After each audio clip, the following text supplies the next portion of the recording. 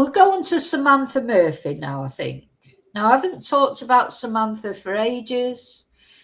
It's not that I didn't want to talk about her. It's just there's been no news, and this literally is such another very sad story. So this is Samantha Murphy. She was 51 years old, from Australia, Ballarat in Australia, which is apparently a very nice area. She got up one Sunday morning, she sorted her dog out, off she went for a run. She was practicing for some kind of marathon thing she was doing. A normal Sunday routine for Samantha. And never came back. So the Australian police initially were saying, oh no, nothing suspicious. I mean, they did lead us up a garden path a bit. And then, of course, there was a lot of suspicion on her husband, Mick, which, social media speculation, and not only social media speculation, but just generally media speculation, as always, because, Mick is her husband and family always comes under scrutiny, doesn't it, when somebody disappears? And then we had the Australian police saying, as far as they could see, there was nothing suspicious as far as they knew. And then there were hopes that maybe she'd had an accident and she was lying somewhere waiting to be rescued. Maybe she'd broken her ankle or, and so there were lots of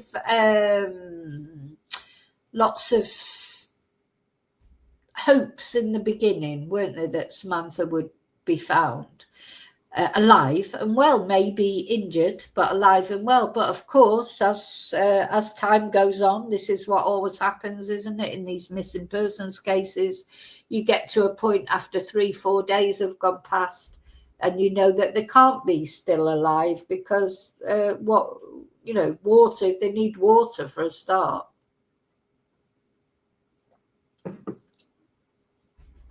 And, out in the bush or whatever at night and days go on and hopes dwindle, don't they?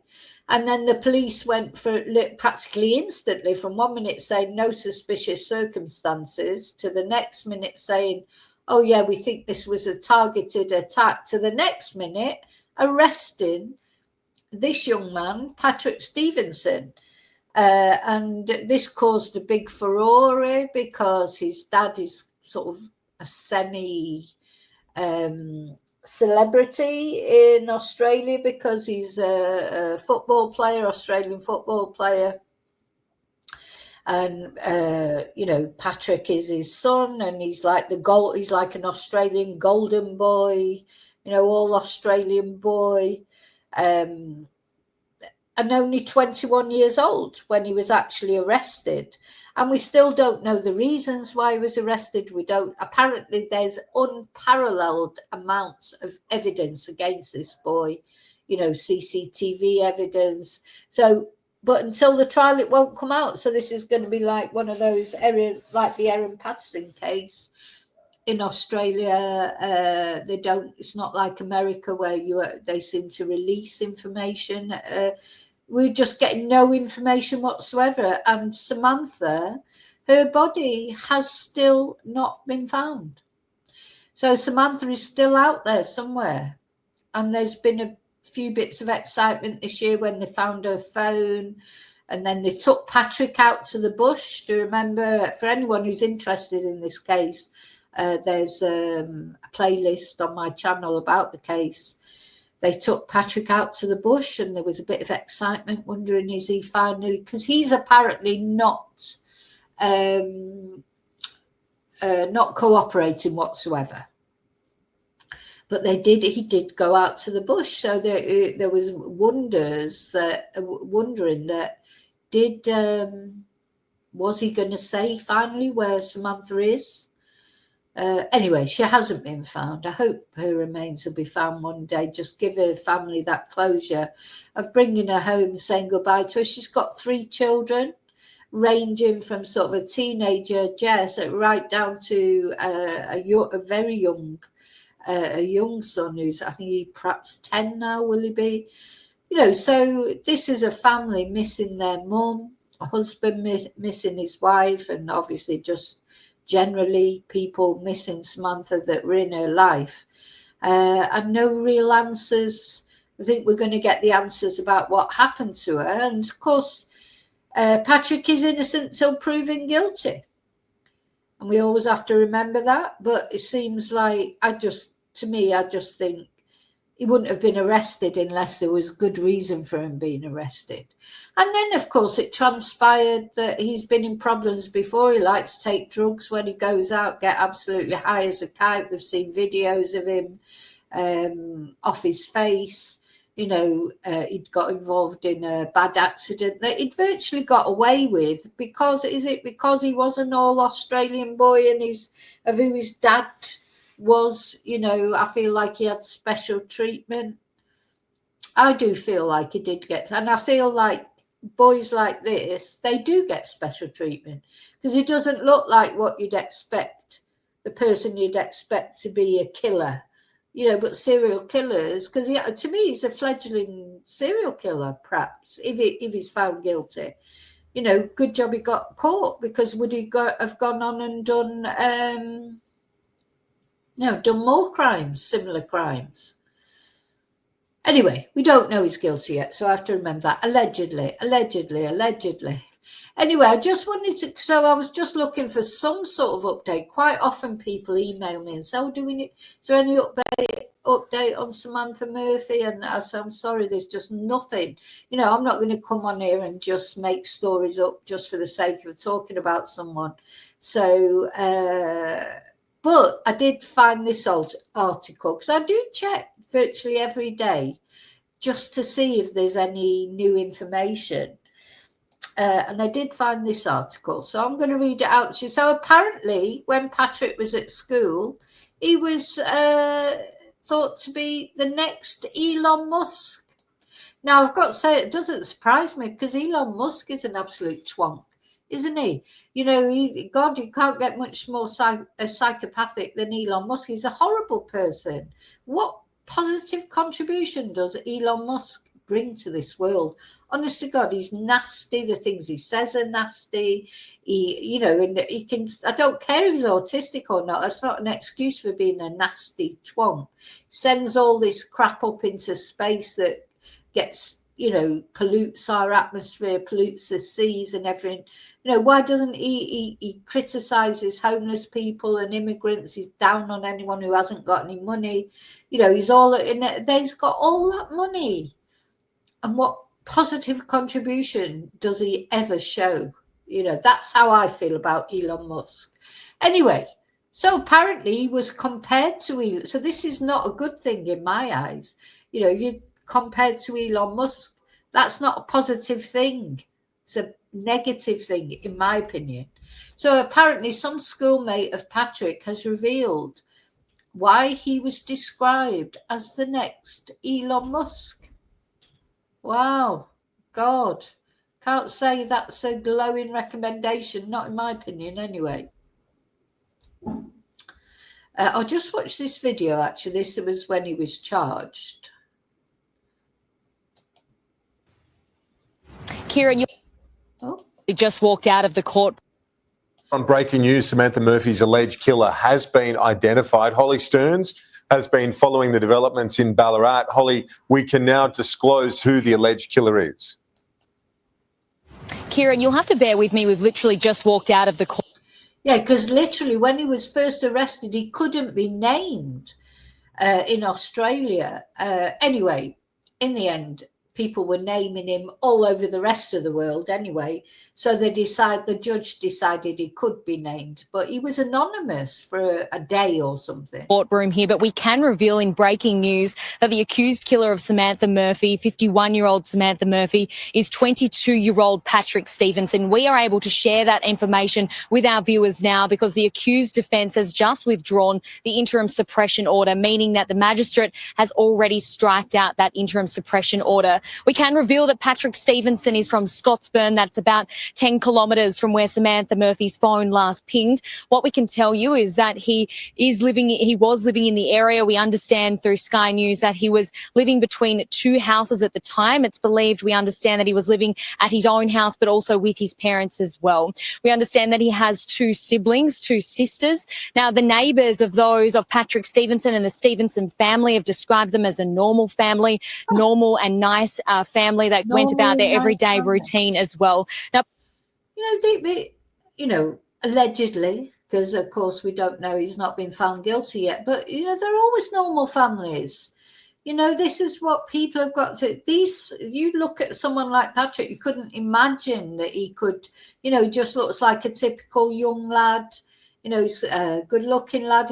He had a girlfriend. He's out with his mates.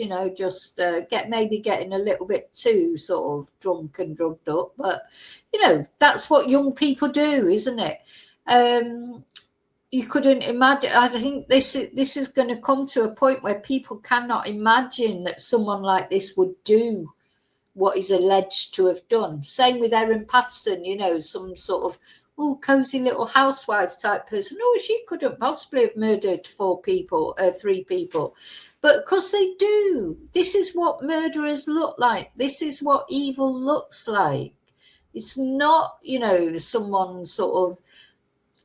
someone who looks like a nutter, but nutters, or not nutters, evil people do not look like evil people. They don't have it tattooed on their forehead. And so if this guy is found guilty, I can't wait to put him in the bloody hellhole, to be honest. Personally, I think the fact that the police supposedly have got all this material against him, and like you said, David, they've not picked his name out of a hat. They've not arrested this guy on suspicion of murder, charged him with murder for no reason. They'll have a reason, and there is a reason why most people who go to court get found guilty is because they don't even get them to court unless they've got the evidence.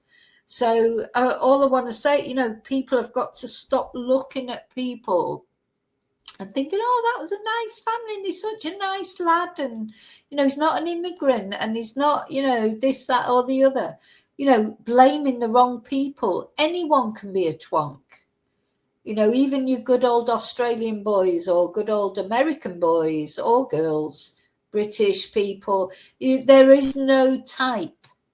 Police have confirmed that they haven't said their motive about why exactly this has occurred. They have confirmed, though, that Patrick Stevenson is not in any way known to the Murphy family. They've not released the detail about what this piece of information was that has led them to arrest and then charge Patrick Stevenson with one count of murder. They have confirmed that it's likely Samantha Murphy was killed on February 4 in Mount Clear. Now, February 4 is the day that Samantha Murphy went missing when she went for her regular morning run. Police confirmed yesterday that this was not a hit and run, that this was a deliberate act. So just confirming this news here, Kieran, we have just come out of the Ballarat. Yeah, because initially people were thinking, because I think he'd been out the night before and he was obviously under the influence of drink and drugs. Was it an accident? And he tried to cover it up, but the police have stated clearly, and they don't do that for no reason. They've got that it was a targeted attack, not an accident. That's what they're saying. Now, I know a lot of people don't trust the police. I don't see why the police would say that unless it wasn't true. But, as we were saying there, you could go for a million, but all killers, they don't look like Charles Manson. In fact, Charles Manson never actually killed anyone himself, did he? He never killed anyone. He got other people to do his dirty work. And the people he got to do his dirty work look like normal people. Magistrates Court here, where we can confirm to our audience the identity of the accused killer of 51-year-old missing mother Samantha Murphy. That is 22-year-old Patrick Stevenson. Now, Kieran, I will of course bring you more updates as they come in, but at the moment there is a lot happening here. Ballarat is a tight-knit community. Yeah. Thank you, R.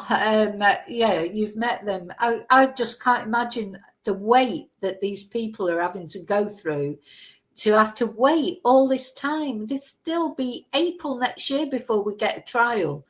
And I wonder if Patrick eventually, is he going to say where Samantha is? Is he going to admit where she is? Because there were a lot of thoughts that he might, because as time comes nearer to the trial, and, this is what often happens, isn't it? Will it even come to a trial in the end? Will he change his plea to guilty and do some sort of plea deal? Because he's a young lad.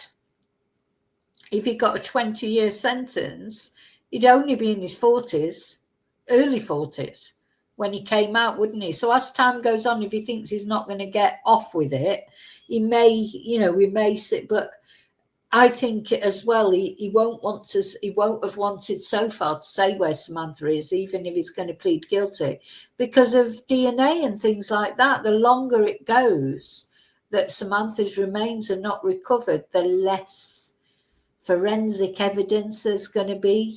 Like if it was an SEX attack, that will be gone. That sort of DNA and things will be gone. Depends sort of how finally he killed her, if he did kill her.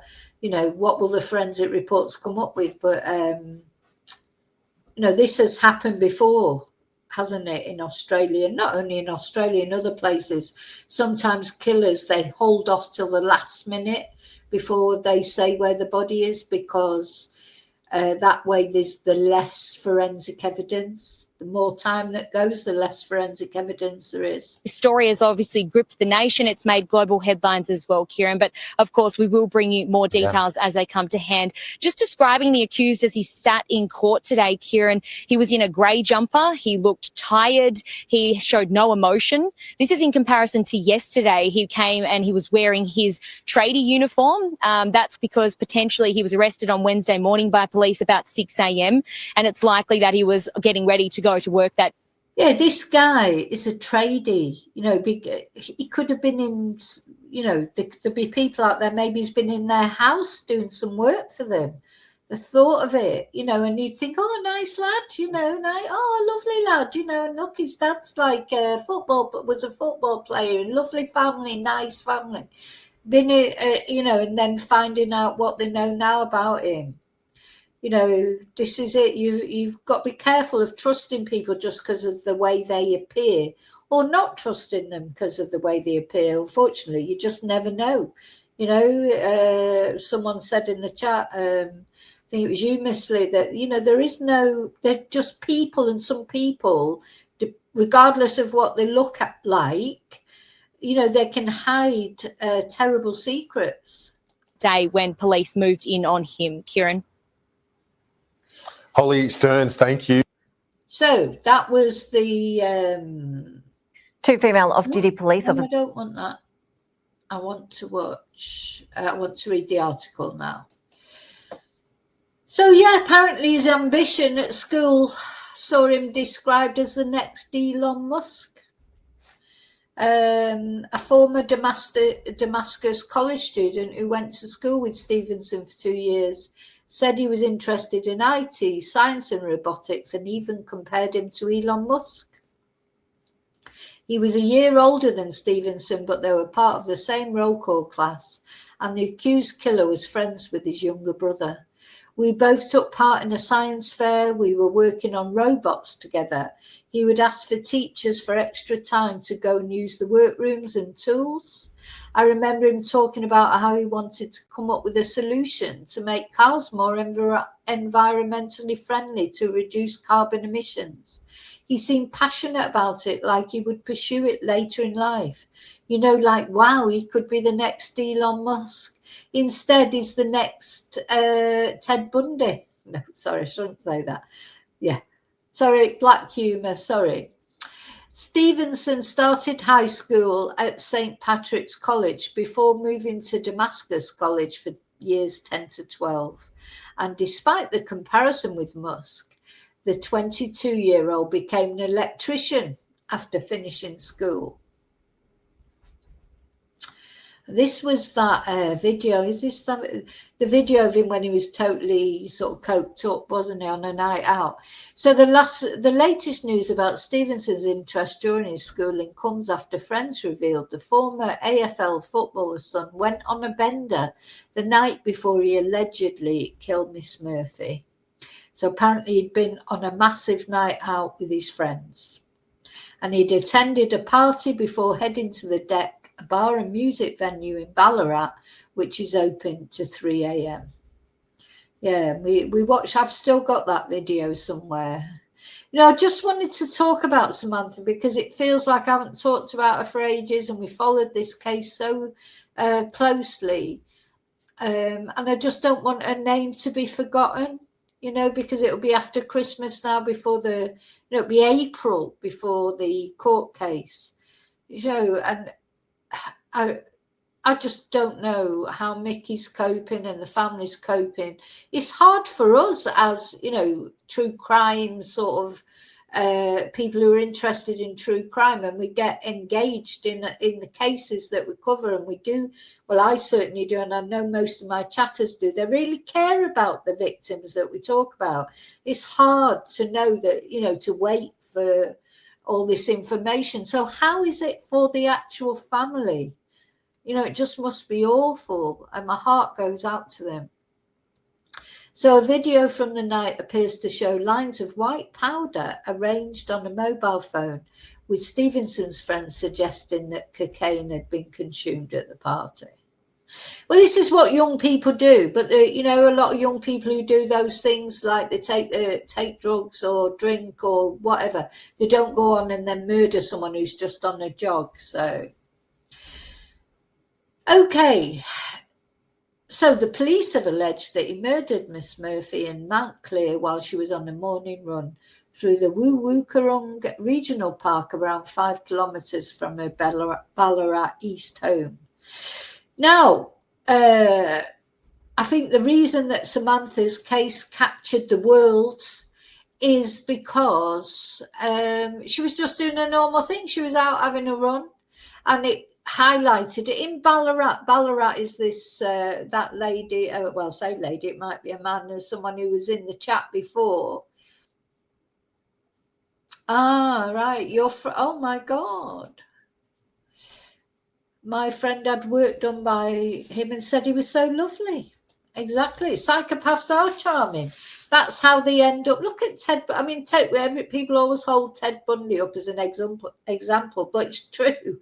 You know, he's a very charming man. He had girlfriends. People were in love with him. People said how lovely he was. He worked on some rape crisis line, and he was into politics. And you know, couldn't have met a nicer person. That's how he got away with it for so long.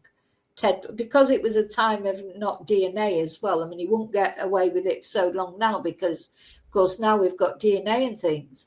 But, you know, he got away with it for so long because he was so normal looking, you know, whatever that is. And that the whole nature of a psychopath, sociopath is to be charming. They can be whatever you want them to be, you know. They sense, psychopaths copy the way you are. So if you're a nice person, they'll copy you. They copy your emotions because they don't have any emotions of their own. So yeah, he will have seemed like a lovely young man. Oh, young man, you know, you can imagine. It's quite scary, isn't it, that people can put on this facade. You know, it is quite scary. Hi, Angel.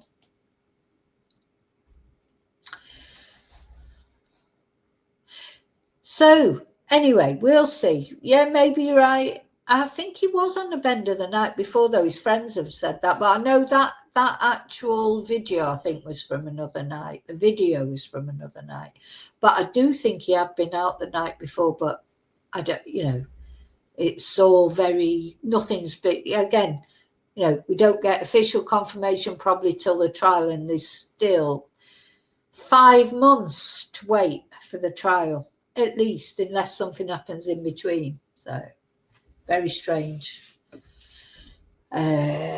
yeah, and of course he's changed his appearance a lot. I've got the videos of him when in his court appearances, which I'm not allowed to show, though I have showed photos in members and things. He's got, now he looks completely different. He hasn't got that fresh face look. He's got one of them great big beards, and he's really big and stocky. So he's been working out, that's for sure. He looks like a different person.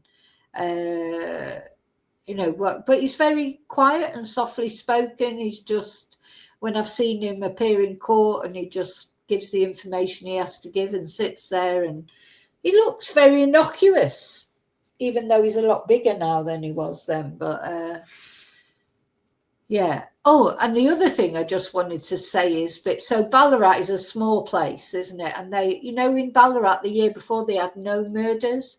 And in that particular year, in the first 3 months, they had 3 murders. 3 women were murdered by men, allegedly. And in fact, one of them, Hannah, she's just, maybe you know about that case, Hannah Maguire. I should have, I've already put her boyfriend in the hellhole, I think. Or maybe I haven't yet. Maybe I need to do that. But Hannah Maguire, who was 23, need to get a photo up of her. Yeah. Let me share these. This was another beautiful woman murdered. That's in that same... Ballarat went through not having any murders one year, and then the following year, in the first sort of quarter of the year, 3 murders, 3 women in Ballarat or in surrounding areas. And 23-year-old Hannah Maguire was murdered by her boyfriend, or ex-boyfriend, I should say, Lachlan Young, who not only murdered her, but then tried to say that she'd killed herself, set her car on fire, and said that she'd done it to herself. Anyway, he eventually did the right thing. He pled guilty. He's just been sentenced. I'll check the sentencing in a minute. These are the 3 women here that were killed in Ballarat. Yeah. I tell you what, sometimes you just look at these people and think, what did she ever see in him? I think, the thing that happens sometimes with relationships that people get into when they're young, they outgrow them, don't they? Like, so Hannah probably got with Lachlan when she was quite young, and then she's outgrown him because she's realised, what a waster he is. He's like total waste of space. She's moved on. She had everything to offer the world. As usual, it always seems to be these women that have everything to offer, and their lives are stolen by wasters who have nothing to offer to the world, and then they just have to be bloody paid for in prison. But she, she was a beautiful person inside and out. How often do I say this on these things? Look at him, what a knob. Sorry, what a twonk. If you remember, please put your what a twonk things up, because this Lachlan, he is a complete twonk. Let's see if I can find I think he got 20 odd years. I think.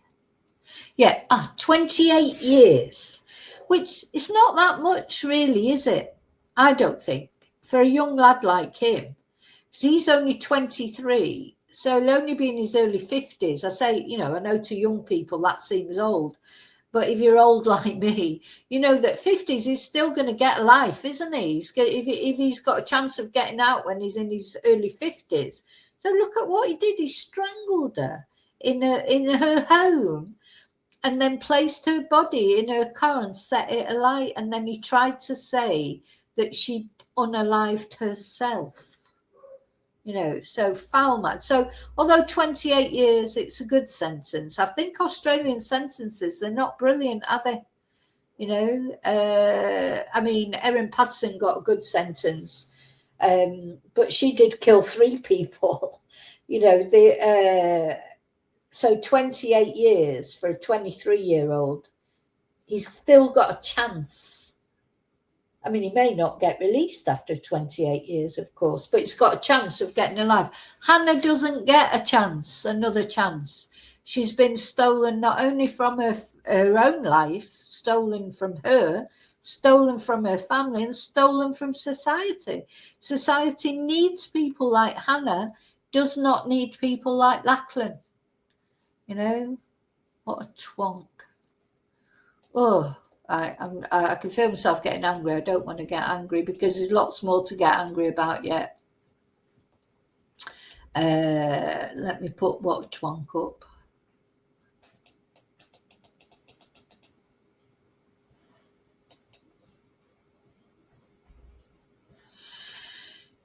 Thank you for putting the water twonk store. So yeah, a few twonks in Ballarat that particular year. I don't think there's been any murders there since. So just it was like this clutch of murders. It's weird, really, isn't it? 3 murders literally in the first quarter of the year, you know.